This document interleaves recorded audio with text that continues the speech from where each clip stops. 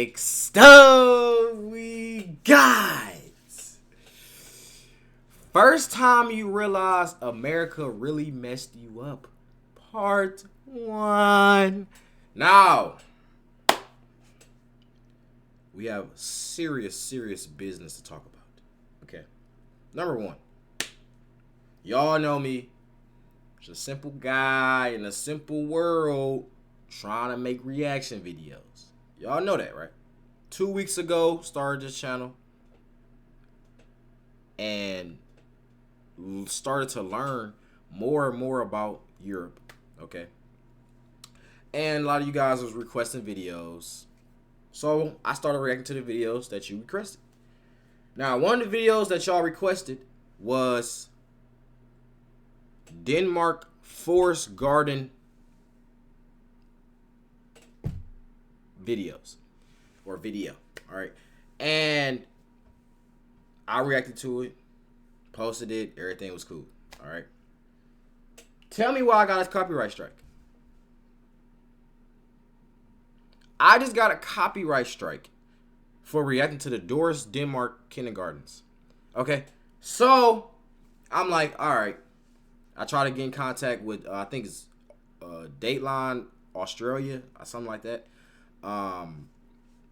So far I haven't heard from them, but I'm gonna still see if they can remove the copyright. But at the end of the day, I've said, you know what, maybe I'm gonna stop with the green screen reactions. Okay, I know I had green screen on and stuff like that, but maybe for this type of content, this type of niche, I'm gonna have to just use full face cam. All right, then I have the video like this. So going forward, this is how my videos are going to look. Okay. I don't know if I'm gonna make a actual like small video of me talking about it. I don't know. I think I might just keep it.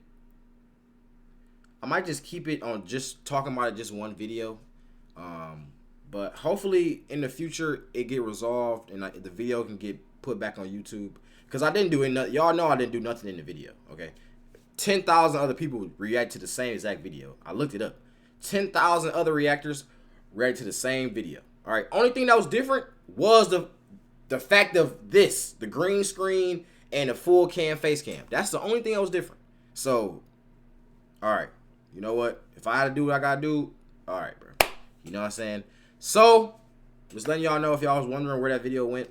Like I said though, in the future it get situated and stuff like that, get put back on YouTube, because like I said, I didn't do anything in the video. All right, even if y'all take the money from the video, that's cool. All right, that's okay. That's y'all content. I was using your content. So if you decide to copyright it and take the money from the video, okay, you know what I'm saying? But taking the video down is kind of more serious. You know, it's more serious. So if they could just put the video back up on YouTube and then just take the money from the video, it's A-okay with me. All right, just let my fans be able to see the video. All right, just let them see the video. Okay. And I literally will never react to none of y'all videos ever again. Anyways, though, sorry for the little rant. First time you realize America messed you up. Now, a lot of people was reacting to this video or wanted me to react to this video. So I guess this is like a long series of, you know, what exactly the title say. So, hey, hit the like button, hit that sub button. Also, too, I have made a channel membership. So if you want to join the CT Kingdom, if you want to be officially a part of the CT Kingdom, hit the link in the description and join the channel membership. You get free exclusive videos every single week. Okay? YouTube sees the videos a week, 2 weeks later. So you all caught up. Everybody else behind. So if you're an American currently living abroad, what is one time that made you realize that America really messed you up? Literally early this morning, I dragged my ass to the embassy, which is an hour away from where I'm living in the Netherlands. I get into the embassy, I do my thing, I go up to the window, and I'm getting my passport name changed. I need a new passport so that I can leave, go back to the States to see my family, and come back into the country here. And I've been waiting for this meeting for over a month. I give the woman all of my stuff, and she's like, okay, great, where are the stamps? And I had printed out a checklist from the embassy website, and there were no stamps on this checklist. But apparently I needed to bring a couple of stamps so that way I could pay for the postage for the government to send me my passport, which I already have to pay for. And I already have to pay taxes in America, but I obviously don't see any of the benefit because I'm not living in the country. Why can't you just pay for my stamps? So now I have to wait 3 more months for another appointment to get my passport. So I'm moving to Portugal, and I have somebody that's helping me with the visa process over there. And she's asking me questions about my income, and I say, yeah, I have a full-time job, and I also run 2 businesses. And she's like, that's a lot. And I said, yeah, I do work about, anywhere from 80 to 110 hours a week, but, it's what's necessary right now. I need to take care of my son. I need to manage all these different things, and I need to be able to afford, a pretty good life.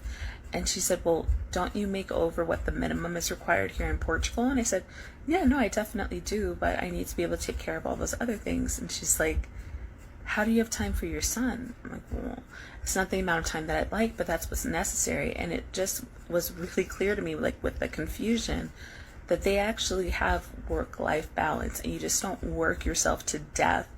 You can actually enjoy your life. That's crazy. We literally just learned that last video. We literally just learned that.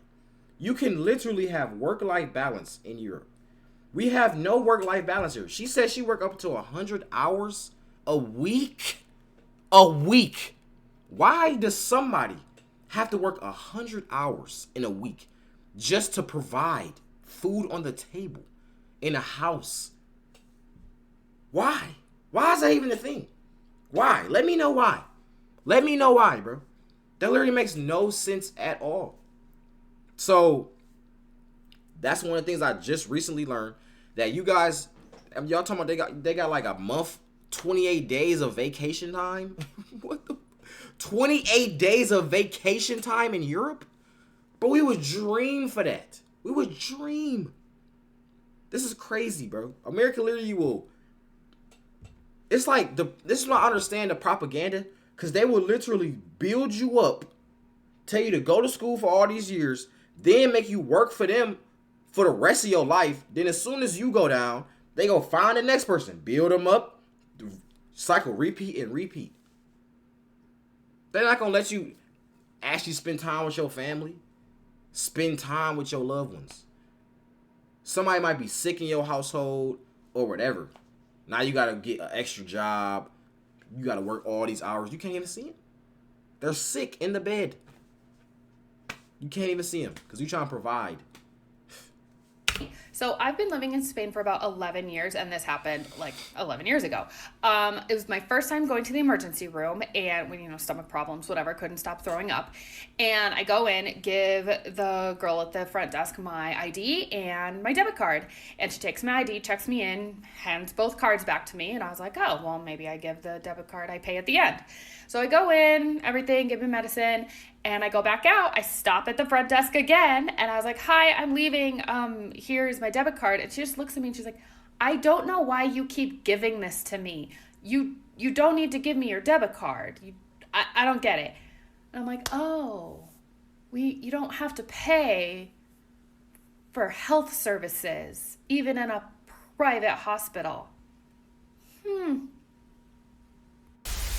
Okay, I have another one. When I was studying in Spain, we had our orientation the first week of classes, and our program director sat us all down and had to explain our health insurance to us and how it worked. And basically it worked that you paid like €1,000 for the semester and you got health insurance, like free health insurance for everything, covered everything. And she had to sit us down, and she had this big group of Americans in a room, and she was like, listen, if you are sick, go to the doctor. And we were all like, yes. And she was like, no, like Americans don't go to the doctor. You won't go to the doctor when you're sick. So I have to tell you every year to do this, and still kids will just put off going to the doctor because you're used to just like pushing through illness. No matter what it is, I don't care if it's a cold, go to the doctor. That's crazy. Now I think about it, I don't go to the doctor. I don't know why I don't go to the doctor though. Like, why do I not go to the doctor? I think especially when it comes to kids, it's the stigma of like being scared of the dentist and being scared of the doctor for the needles and all this stuff. It's kind of like that thing. And then when you do get a cold or something like that, you know, it's remedies. So you can go to CVS or you can go to these places, new pharmacy places, get some health medicine, and then be cool. There you go. You had a cold for like 3 days, and now you straight. Versus going to the doctor, dealing with all the wait times, dealing with this, dealing with that. Then on top of that, they gonna pay you. I mean, they gonna charge you. You have to pay them all this money. You have to pay them all this money just for a checkup. A checkup. Not even nothing crazy, just a checkup. So that makes sense. That's crazy. You had to actually like spell that out for us. Okay, so I was living in Thailand and I Chad, do y'all know how to make it go back to how it was? It was like longer. I don't know why it starts up here. Like, why can't just be one sentence? Like, it's really irking me right now. Let me see if I can change it just real quick. Wait, where's captions at? Oh, here we go. I don't know if it's like I have to make it smaller. It's not that. It's not smaller. It's like the font or something. It's weird. It was like on other videos, it shows like a sentence. Well, and this one is on top of each other. Font size, no. But not the background color. Window, no. Character edge, maybe. No, that's not that. Font opacity, no, not that. It's nothing. Only thing it could be is the font, but the font don't even do nothing either. Look, it's the same thing, but just a different font. Somebody please, if somebody know what to do, please let me know. Cycle accident because the guy in front of me. You had to actually like spell that out for us. Okay, so I was living in Thailand and I got into a motorcycle accident because the guy in front of me turned without a blinker. Like, he was on a moped and he just kind of turned into the side of me and just knocked us both over. And so my motorcycle landed on my knee and I couldn't walk, so they needed to call me an ambulance to go to the hospital. But like, I was like, I can't afford an ambulance, so the whole time that they're like, the ambulance is coming and they're like putting me in the ambulance, I was like, how much is this gonna cost? How much does this cost? Like, I someone can pick me up. How much does this cost? Because like in the States it could be like $4,000 to get a 15-minute ride to the hospital. And the guys just laughed at me and they were like trying to figure out the word for it, and they're like, free, it's free. And I was like, huh, well, that's different. Well, that's different. I'm a black person living in Japan right now, and yeah, so when you're in America and you're shopping, you're browsing, whatever, sometimes, not all the time, in my own experience, I've never had the experience of being followed around because of my skin color, because I just don't shop that often. And sometimes when I want to go get something, I know exactly what I want. I go in, I buy it, and then I leave. But here in Japan, when you go in and you're browsing for something, the employees are walking around to help you. So they may follow you, but they're not following you because of your skin tone. They're following you because they want to help you. They want to take the initiative and be right there when you need them, when you're ready to pay, if you have questions, whatever the case may be. Okay, all right. Now, I do know about that. Okay, now, granted, honestly, I understand where it comes from. Okay, let me give you all a rundown. Especially being a black person, going to the store, you already know stereotypes. Black people steal. We know that, okay? And black people do steal. Like, in some places, black people steal a lot, okay? So, it'd be like an Indian person working at the counter. You walk in the door, say what's up to the person at the counter, walk in, then you shopping, right? Say you high, all right? You got the munchies right now. You just smoked some weed, now you got the munchies. So you in there trying to find what you want to eat, but you can't find out because everybody know once you get high, you can't choose what you want to eat. You want to eat everything. You know what I'm saying? So you be sitting there stuck. Like, what do I have a taste for? So you might be sitting there trying to decide what you want, and then you see Ling Ling in the back, and then as soon as you look at her, she goes to the next aisle, right? Then you go to the next aisle, 2 aisles down after her, and then you see another worker, Jackie Chan. Now he coming up to start stocking stuff right next to you.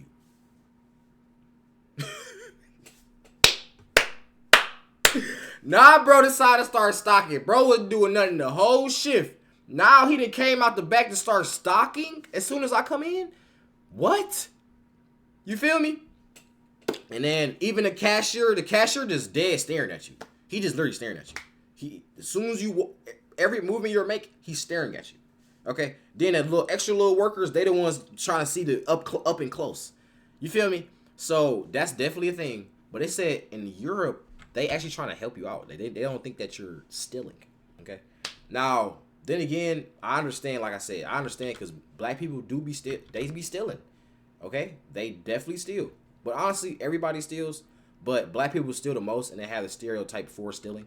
So, there you go. So I don't really fault them that much. If I had a gas station, I wouldn't want people stealing out the gas station either.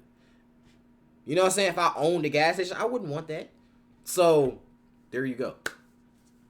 I understand where they're coming from. I'll be the same way. Like I'll be at the cashier, damn near walk from behind the counter to go talk to them niggas. Like, bro, what's up? What you about to buy?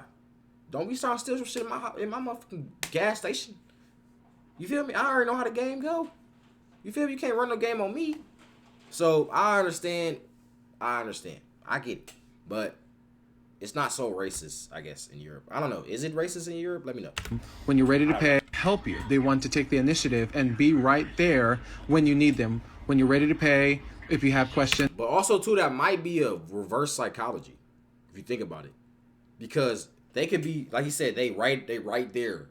So if they right there helping you shop the whole time, you can't steal because he's standing right next to you. You feel me? You can't steal if he's standing right next to you. So that's low key. Okay. Whatever the case may be. Smart. Hey, I live in Ireland and I've lived most of my adult life here. I moved to Ireland in 1995. My teenage daughter was born here many years ago, and when she was born, I spent 2 nights in hospital before she was born. I had an emergency cesarean section, and then I spent a further 6 nights afterwards. The total cost to me was 0. Wow. I kept asking them, like, are you sure no one wants my credit card? Like, do you want my details so you can send me the bill? And they would just like laugh, like, oh, you're American. There's no bill. So 8 nights in hospital, emergency procedure, 0 bill. Wow. When I was in high school, I was a lifeguard, and during my lifeguard training, they taught us that before we even administer first aid or CPR, we had to ask for consent to avoid being sued. Now, fast forward a couple of years, and I'm in London as a waitress, and my company sends me to go do CPR training. And while I'm there, they go over the same stuff that I learned in the States, but I notice that they're completely glossing over this one particular area. So I raise my hand and I ask, what are the laws here? Like, how do you avoid being sued if something goes wrong? To which every single person in the room starts laughing at me and says, oh, you're American, right? Yeah, no one here is going to sue you for trying to save their life. Okay, I have type 1 diabetes, and I lived in Costa Rica. The very first day that I was there, my insulin pump stopped working. This was like some weird fluke, unrelated to anything else.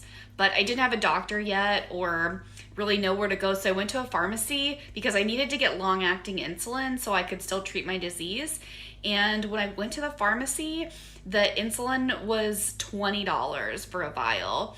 In the United States, I paid $322 for that same vial. I also want to add that I got the insulin over the counter without a prescription. In the United States, I have to see my endocrinologist 4 times a year to get a prescription for a medication that keeps me alive. That's crazy, yo. Here's a fun one. So I'm teaching 3rd grade in Thailand, right? And it's sports day. Kids running around, screaming, having fun, as kids do. And I hear a bang. Instantly, my heart drops into my stomach. My entire body tenses. My adrenaline starts pumping. And I'm looking around for the shooter. And then I realize I'm in Thailand. And people don't have guns. And they don't shoot children at their school. It was a balloon. A balloon popped. Fuck you, America. So I don't live abroad anymore, but for half of 2018, I lived in Germany, and I have so many stories. The town that I lived in had like a main plaza area, and there was a cafe in that plaza, so a couple of my other American friends and I decided to try it out one day, and there was a construction site nearby.